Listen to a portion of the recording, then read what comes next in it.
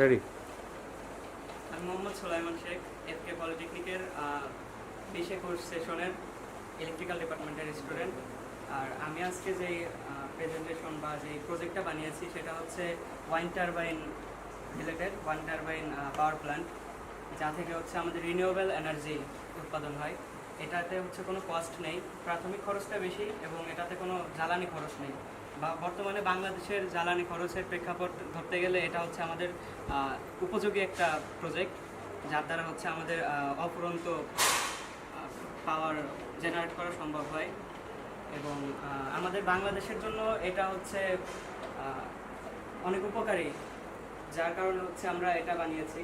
কারণ বাংলাদেশে যে জ্বালানির খরচ, জ্বালানির যে কস্ট আছে সেটা হচ্ছে অনেক বেশি, বাইরে থেকে আমদানি করা লাগে। এই কারণে হচ্ছে আমরা একটা রিনিউয়েবল এনার্জির যে সোর্সটা সেটা হচ্ছে আমরা খুঁজে বের করেছি এবং এই প্রজেক্টটা বানিয়েছি একটা মডেল হিসাবে। আমরা দেখতে পাচ্ছি এখানে হচ্ছে এনার্জি জেনারেট হয়, এখানে হচ্ছে ডিস্ট্রিবিউট হচ্ছে বাসা বাড়িতে। সো আপনাদেরকে অনেক ধন্যবাদ, আমি আমার প্রজেক্টটা দেখিয়েছি। অনেক ধন্যবাদ।